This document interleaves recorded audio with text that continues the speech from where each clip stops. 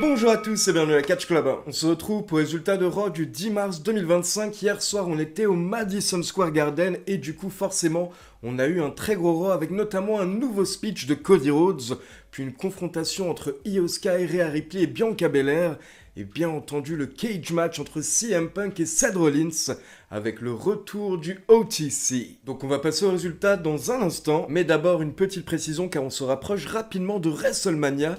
Et vous êtes encore nombreux à me demander pourquoi est-ce que vous ne voyez pas la WWE quand vous vous rendez sur Netflix. Alors je rappelle que la WWE est bien disponible sur Netflix dans plusieurs pays, mais pas en France, ni en Suisse ou en Belgique. Donc si vous êtes en France, en Suisse ou en Belgique et que vous souhaitez voir la WWE sur Netflix, il vous faut un VPN et je vais vous expliquer comment faire avec notre partenaire NordVPN. NordVPN vous permet de changer votre emplacement virtuel afin de bénéficier de contenus géobloqués dans votre région comme la WWE en France. Donc d'abord, rendez-vous sur le site de NordVPN via mon lien disponible dans la description afin de prendre un abonnement. Personnellement, j'ai pris l'abonnement de 2 ans que je vous conseille fortement car c'est l'offre la plus rentable et ça vous reviendra à moins de 3€ par mois pour le VPN le plus rapide de la planète et sur jusqu'à 10 appareils en simultané, que ce soit téléphone, ordi ou tablette. Ensuite, vous téléchargez et vous installez le logiciel. Et là, regardez, si je vais sur Netflix France et que je tape WWE,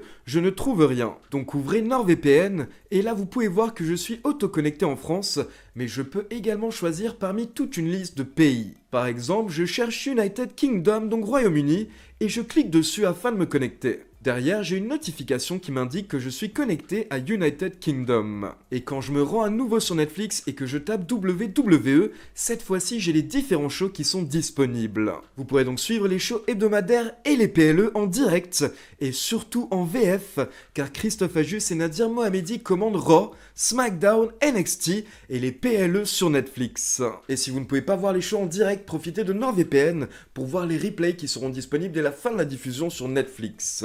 Et ce n'est pas uniquement utile pour la WWE car par exemple, MyTF1, France TV ou encore Sisplay sont uniquement disponibles en France. Donc quand vous êtes à l'étranger, il vous faut un VPN pour voir ces chaînes. Donc si vous êtes comme moi et que vous souhaitez suivre la WWE mais sans galérer et sans payer trop cher, téléchargez NordVPN via mon lien dans la description et vous aurez 4 mois offerts sur les abonnements de 2 ans, ce qui vous revient à moins de 3€ par mois. Cette offre est uniquement disponible via mon lien dans la description. Je précise que le paiement est effectué en une fois. Vous êtes satisfait ou remboursé sous 30 jours et NordVPN dispose d'une assistance client 24h sur 24, 7 jours sur 7 si jamais vous avez des questions. Vraiment, on peut pas faire plus simple, donc profitez-en et un bon WrestleMania à toutes et à tous. Allez, c'est parti, le show démarre avec le vainqueur du Royal Rumble, Jey Uso, qui fait son entrée. Il y est avec tout le monde et derrière, il doit enchaîner avec un match avec Grayson Waller qui, bien entendu, est accompagné par Austin Theory. Donc Theory a tenté d'intervenir pendant le match pour distraire Jey Uso, mais au final, Jey Uso s'est débarrassé de Theory avec un super kick, puis il a enchaîné avec un spear sur Grayson Waller pour la victoire. Mais directement après le match, vous avez Theory qui se jette sur Jey Uso. Et donc là, vous avez Theory et Waller qui s'acharnent sur Mr. Yates jusqu'à ce que Jey Uso reprenne l'avantage. Donc là, il se débarrasse de Waller, puis il enchaîne avec un spear et un Uso Splash sur Theory. Sauf que quand Jey Uso se relève, vous avez Gunther qui sort de nulle part et qui chope Jey Uso dans un sleeper, une prise du sommeil, jusqu'à ce que Jey Uso perde connaissance. Donc encore une fois, cette semaine, Gunther a pris l'avantage et du coup j'imagine que beaucoup de personnes vont se dire que si Gunther prend si souvent l'avantage, ça veut sûrement dire que Jey Uso va gagner à WrestleMania. Et d'ailleurs, petite remarque par rapport à ça, j'en avais parlé quand Jey Uso avait remporté le Royal Rumble. Pour moi, la mission jusqu'à WrestleMania, c'était de tenter d'élever Jey Uso. Et là, je vous avoue que malheureusement, ces dernières semaines, pour moi, Jey Uso n'a pas vraiment changé. Donc, je le vois toujours pas comme un vrai main eventer. Après, bien entendu, c'est totalement possible qu'il batte Gunther. Et ce sera sûrement un beau moment, une belle pop. Mais derrière, est-ce qu'on sera vraiment content avec Jey Uso en tant que champion World Heavyweight? Je demande à voir. Puis on enchaîne avec Logan Paul qui fait son entrée comme d'habitude, il est détesté par la foule, d'ailleurs il en profite et pendant son arrivée vers le ring, il déchire le t-shirt d'un fan qui bien entendu avait été placé là par la WWE. Et donc Logan Paul monte sur le ring et il nous dit que AJ Styles voulait lui parler, mais il a décidé de venir en premier, il a décidé de devancer AJ Styles. Et là, vous avez Logan Paul qui se met en avant, puis il nous parle de The Rock et de Cody Rhodes. Et Logan Paul se moque du fait que Cody ait refusé l'offre de The Rock, car il dit que John Cena, lui, il a enfin compris, au bout de 20 ans, il a enfin compris que les gentils garçons finissent toujours derniers, alors que Logan Paul, lui, c'est quelque chose qu'il avait compris dès le début de sa carrière. Et donc Logan Paul en profite, il envoie un petit message à The Rock en disant que son âme est à vendre si jamais The Rock est intéressé. Puis Logan Paul sort du ring et il va parler à une star qui était au premier rang. Il s'agissait du comédien Andrew Schulz. Et Logan Paul suppose que Andrew Schulz est fan de lui, donc il lui demande qui est-ce que tu es venu voir ce soir. Et là, vous avez le comédien qui répond qu'il est venu ce soir pour voir le cage match et il est venu voir des vrais catcheurs comme AJ Styles et pas cette blague de Logan Paul. Et donc forcément, ça ne plaît pas à Logan Paul qui chope Andrew Schulz, il le fait passer par-dessus la barrière et là, il commence à l'attaquer, il se prépare pour une grosse prise, mais d'un coup, vous avez la musique de AJ Styles qui retentit et donc AJ Styles est venu sauver Andrew Schulz et il s'est débarrassé de Logan Paul avec son phénoménal forearm. Mais clairement, à la fin du segment, AJ Styles a fait comprendre qu'il n'en a pas fini avec Logan Paul. Donc la rivalité est lancée entre les deux superstars et ça va sûrement nous mener vers un beau match à WrestleMania 41. Derrière, on enchaîne avec le New Day, Xavier Woods et Kofi Kingston contre la LWO, donc Rey Mysterio et Dragon Lee. Et là, au bout de quelques minutes, pendant le match, on a eu une intervention d'un catcheur masqué avec un masque de luchador aux couleurs des États-Unis. Et si on regardait bien, on pouvait voir que sur le masque, il y avait marqué American Made. Et donc ce catcheur masqué a attaqué Rey Mysterio et Dragon Lee à l'extérieur du ring. Puis là, d'un coup, il nous a lâché un gracias qui ressemblait fortement au Thank You de Chad Gable. Et derrière, vous avez la sécurité qui s'est occupée de se débarrasser, on va dire, de ce luchador. Mais pendant ce temps, ça a permis au New Day de porter leur finisher sur Rey Mysterio pour la victoire. Donc victoire du New Day grâce à cette intervention de ce catcheur qui nous fait fortement penser à Chad Gable. Et je rappelle que lors du dernier Raw, on avait suivi Chad Gable qui s'était rendu au Mexique, qui avait rencontré différentes personnes et à la fin, on lui avait donné une boîte. Donc là, on suppose que dans cette boîte, il y avait sûrement ce masque potentiellement. Ensuite, on passe dans le vestiaire de Judgment Day et là, on apprend que Raquel Rodriguez va avoir un match contre Bayley un peu plus tard. Et on a également Dum Dum qui nous dit qu'il allait voir Adam Pearce et il a obtenu un match face à Bron Breakker la semaine prochaine, non pas pour lui, mais pour Finn Balor. Et là, on attend la réaction de Finn Balor et Balor fait un câlin à Dum Dum, il est très content et derrière, il s'en va. Mais là, vous avez Liv Morgan qui demande à Dum Dum pourquoi est-ce qu'il ne s'est pas gardé cette opportunité pour lui-même face à Bron Breakker et pourquoi est-ce qu'il a préféré la donner à Finn Balor. Mais là, vous avez Dum Dum qui dit qu'il n'y a pas de souci, il faut faire confiance à Finn. Mais en même temps, vous sentez que Dum Dum n'est pas forcément totalement sincère et que peut-être que Dum Dum a un plan. Puis on enchaîne avec un speech de Cody Rhodes qui nous précise que John Cena n'est pas présent ce soir, mais par contre, il sera à Raw la semaine prochaine à Bruxelles en Belgique et Cody Rhodes sera également présent. Et donc en gros, derrière, on a eu une grosse promo en mode babyface de la part de Cody Rhodes qui a envoyé un message à John Cena.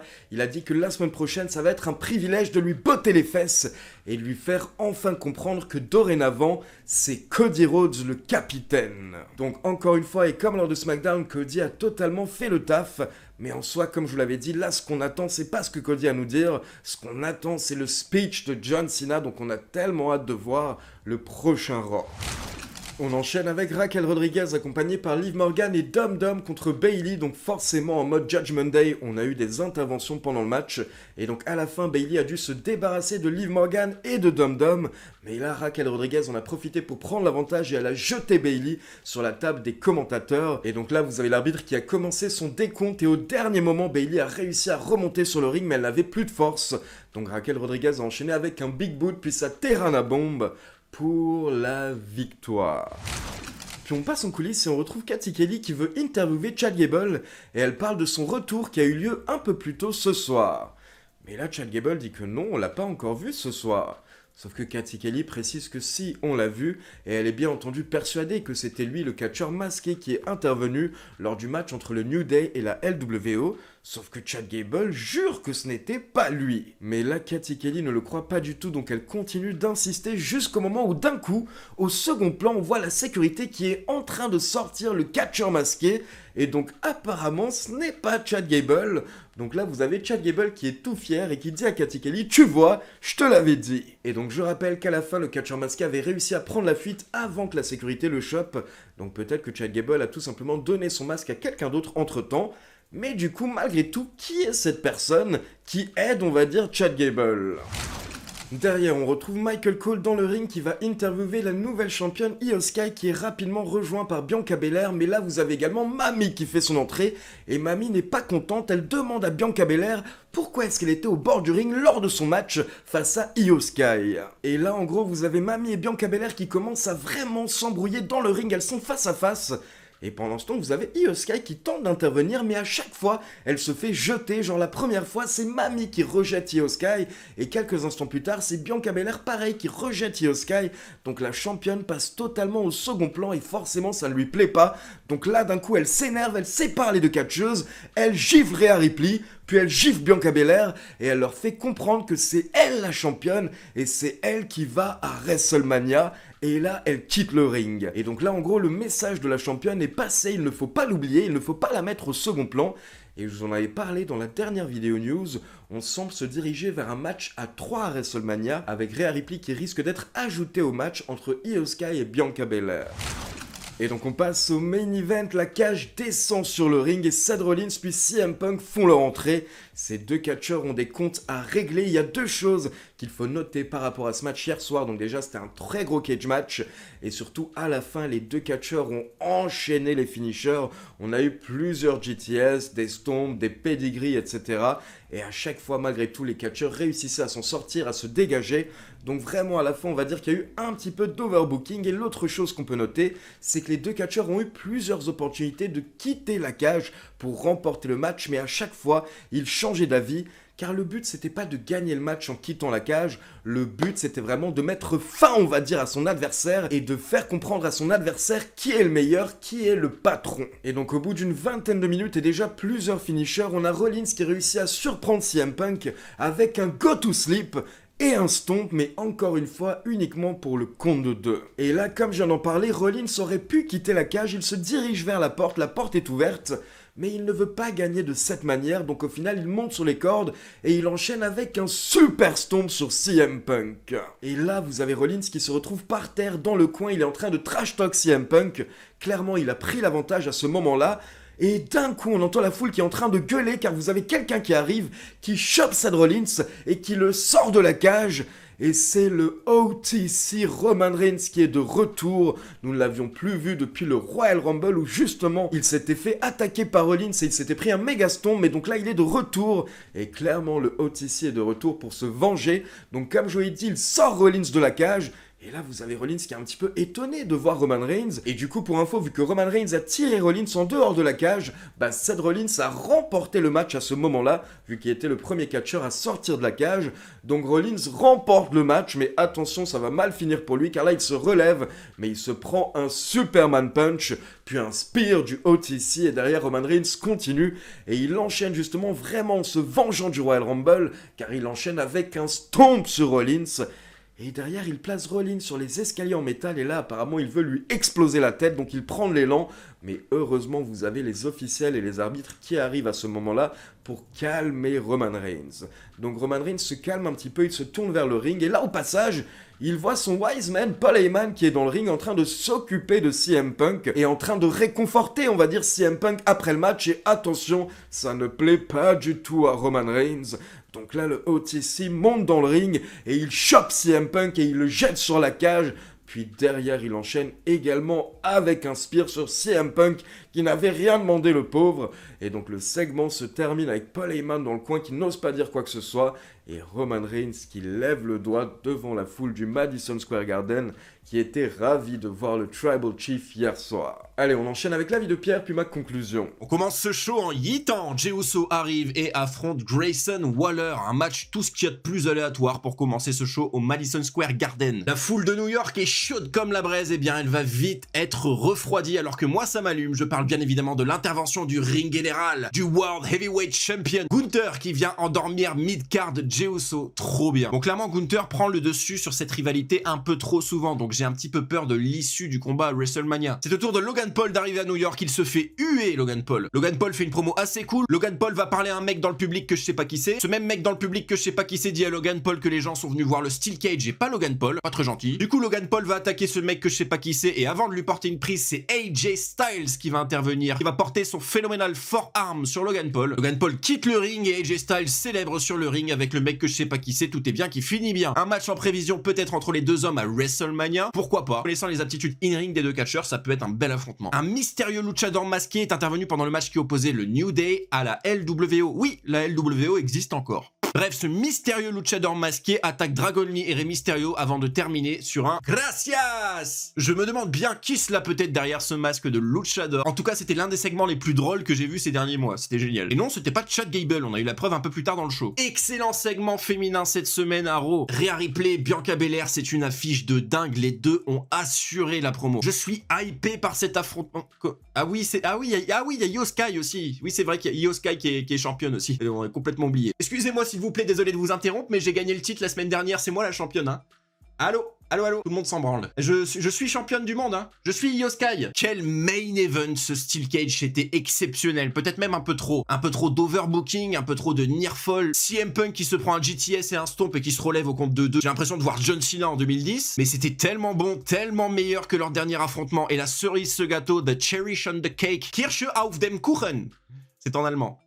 Roman Reigns, The OTC, a décidé de se pointer au taf pour une fois. Il est venu littéralement détruire Seth Rollins. Il a d'abord donné la victoire à Seth Rollins en l'extirpant de la cage, puis a enchaîné avec un spear, un curb stomp. Il s'est fait arrêter par Adam Pearce et la sécurité pour aller ensuite attaquer CM Punk dans la cage. CM Punk qui complotait un petit truc avec Polyman, génial. Bref, le Tribal Chief nous a régalé, le triple menace est amorcé pour WrestleMania, c'est plus qu'une question de semaines avant qu'on l'officialise et je suis très hype pour ce match. C'était un excellent épisode de Monday Night Raw, le catch était bon, les segments encore mieux, je donnerai la note de 8 sur 10. Cody Rhodes nous a régalé avec une excellente promo, une fois de plus. Hâte de voir sa confrontation face à John Cena la semaine prochaine à Bruxelles, je serai sur place d'ailleurs. On nous a également officialisé Finn Balor Braun Breaker pour le titre intercontinental et un No Holds Barred entre Ludwig Kaiser et Penta. Alors pour ceux que je vois là-bas, on se dit à lundi, sinon je n'ai plus qu'à terminer en vous disant merci à tous, à la prochaine, merci Ali et vive le catch. Alors perso, ma première remarque, et je vous en ai parlé au début de la vidéo, ça concerne Jey Uso.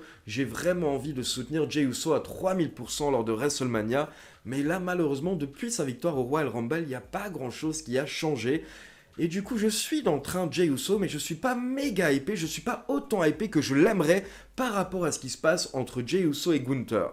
Maintenant comme je l'ai dit, ça n'empêche pas qu'il y aura sûrement un beau moment à WrestleMania. Si Jey Uso remporte le titre, on va popper. Mais est-ce que derrière ce sera intéressant? Et est-ce que derrière Jey Uso sera crédible en tant que champion?